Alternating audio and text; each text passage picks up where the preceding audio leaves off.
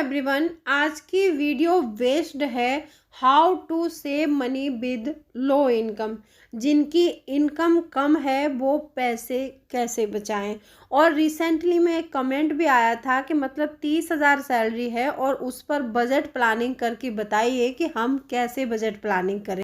तो ऐसे बहुत सारे कमेंट आते हैं कि मतलब कम इनकम है, पैसे कैसे बचाएं, कम इनकम में कैसे अपना घर चलाएं, कैसे बजट प्लानिंग करें। तो इस वीडियो को कंटिन्यू देखेंगे, पूरा वीडियो को ज़रूर वॉच कीजिएगा, आपको पता चलेगा कि आप कम सैलरी से भी पैसे बचा सकते हैं। तो चलिए स्टार्ट करते हैं वीडियो को। हेलो एवरीवन, मैं हूँ राधा चौहान और मेरे चैनल क्रिएटिव चौहान में आपका बहुत बहुत स्वागत है। आई होप आप सब अच्छे होंगे और सेहतमंद होंगे और आप लगातार मेरी वीडियो के साथ भी बने हुए होंगे। दोस्तों, आज की वीडियो में हम बताएंगे कि कम इनकम से पैसे कैसे बचाएं। तो वीडियो बहुत इंटरेस्टिंग है, वीडियो के अंत तक ज़रूर बने रहिएगा, क्योंकि अंत में आपको मैं बजट प्लानिंग भी बताऊंगी कि कम सैलरी है तो उसके अकॉर्डिंग बजट प्लानिंग कैसे करें। और वीडियो पसंद आए तो लाइक शेयर ज़रूर कर दीजिएगा और आपसे रिक्वेस्ट है चैनल को सब्सक्राइब ज़रूर कीजिएगा। तो चलिए स्टार्ट करते हैं वीडियो को। एक फॉर्मूला बताने वाली हूँ, जिनकी सैलरी 30,000 है वो एक साल में 72,000 रुपये तक सेव कर सकते हैं और वो अपने सारे खर्चे पूरे करने के बाद में 72,000 रुपये तक सेव कर पाएंगे।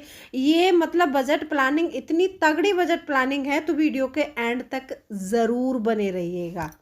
सबसे पहला पॉइंट आता है कि जिनकी इनकम कम है उनके पास कम से कम 2 बैंक अकाउंट ज़रूर होने चाहिए। अब ये 2 बैंक अकाउंट होने से होगा क्या कि बहुत से लोग ऐसे होते हैं कि जिनकी सैलरी अकाउंट में आती है और वो अकाउंट से निकाल कर सारी सैलरी को खर्च कर लेते हैं, तो यहाँ पर उनके पैसे खर्च हो ही जाएंगे, पैसे नहीं बचेंगे। अगर आपके पास दूसरा अकाउंट रहेगा और उस दूसरे अकाउंट का आपके पास ATM, credit card, debit card कुछ भी नहीं होना चाहिए।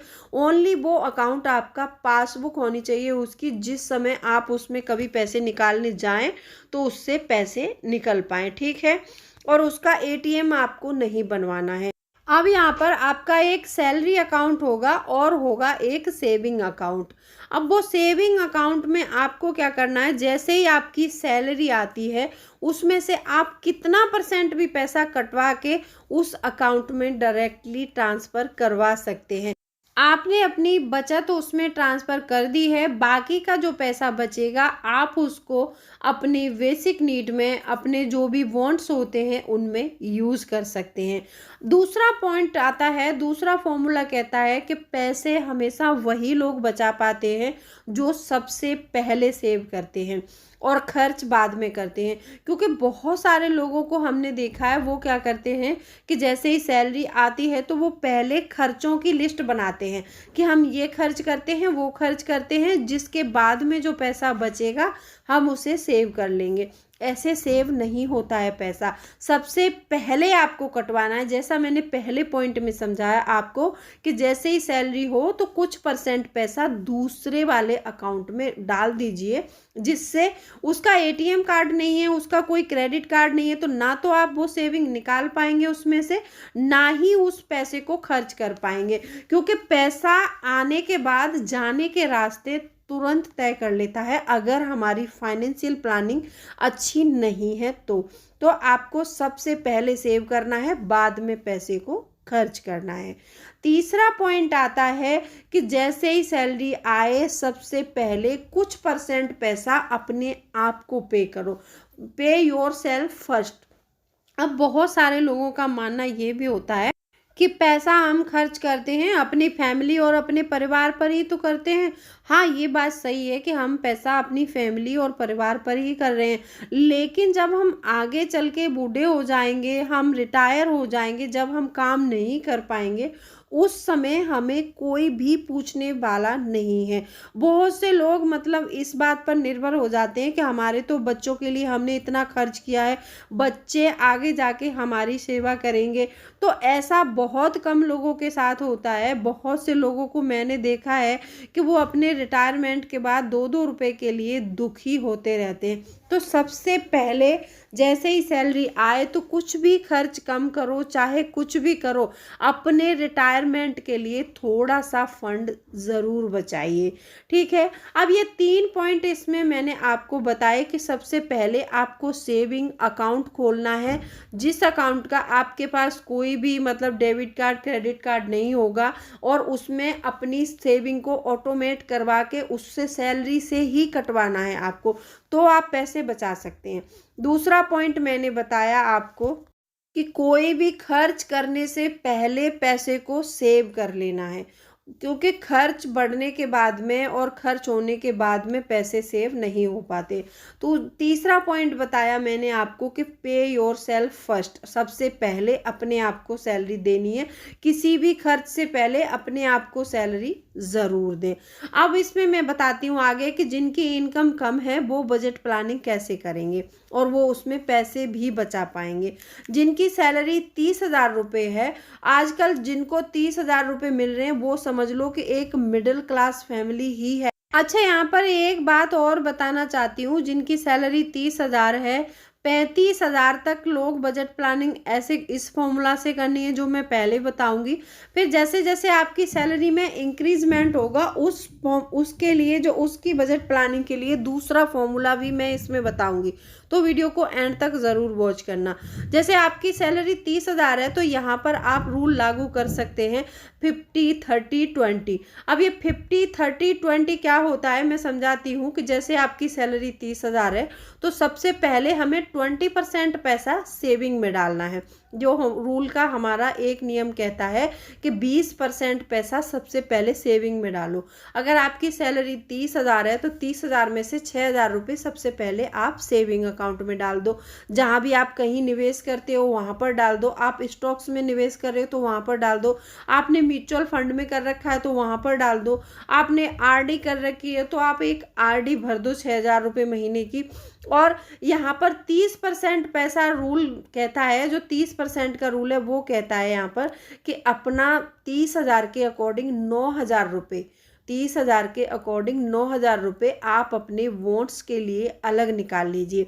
जैसे मान लो आपको, अब ये हमने देखा है कि एक नॉर्मल फैमिली जो होती है, मिडिल क्लास फैमिली होती है, इसमें वॉन्ट्स पर ज़्यादा पैसा खर्च नहीं कर सकते हम, क्योंकि खर्चे पूरे नहीं हो पाते फैमिली के। लेकिन मैं इस रूल के अकॉर्डिंग बता रही हूँ, 9,000 रुपये आप अलग रख लीजिए। जैसे कभी आपके बच्चे का बर्थडे हो या फिर किसी फैमिली में कोई फंक्शन होने वाला है उसकी प्लानिंग करने वाले हैं, या फिर आप गर्मियों की छुट्टियों में कहीं घूमने जा रहे हैं, अगर आप पहले से उनका बजट बनाकर रखेंगे तो जब भी खर्च आएगा तो उस टाइम पर आप उस पैसे को निकाल कर यूज़ कर सकते हैं। देखो, एक नॉर्मल फैमिली जो होती है, नॉर्मल बैकग्राउंड से जो लोग होते हैं, कम कमाते हैं, उन लोगों के वॉन्ट्स ज़्यादा नहीं होते, मैंने पहले भी बताया आपको।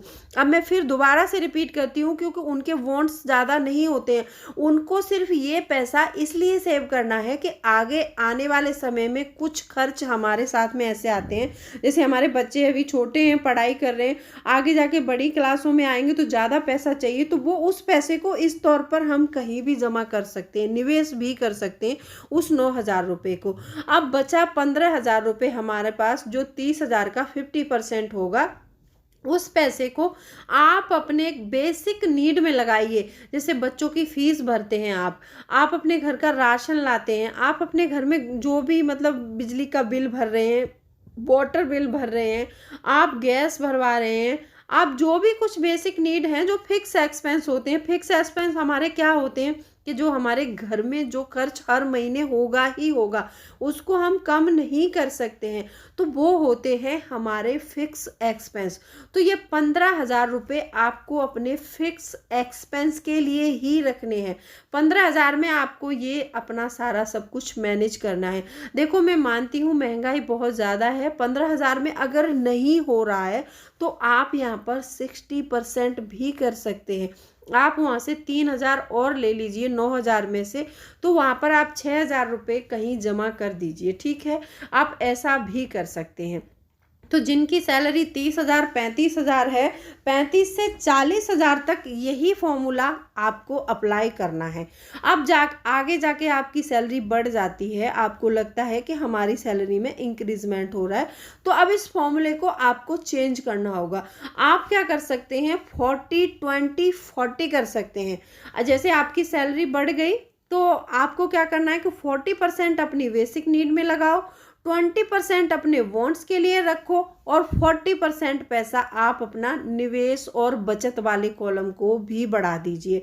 क्योंकि आप हमारी सैलरी बढ़ी है तो हमें वांट्स को नहीं बढ़ाना है, हमें अपनी सेविंग्स को बढ़ाना है और हमारी बेसिक नीड में 10% घटा देना है और वांट्स में भी हमें 10% घटा के वो अपना जो हमारा 20 वाला कॉलम था उसमें हमें 40 कर देना है और आगे जो हमारा 50 का कॉलम है इसको भी हमें 40 करना है और जो 30 वाला कॉलम था उसको हमें 20 कर देना है। आप ये फॉर्मूले को इस तरह से चेंज भी कर सकते हैं।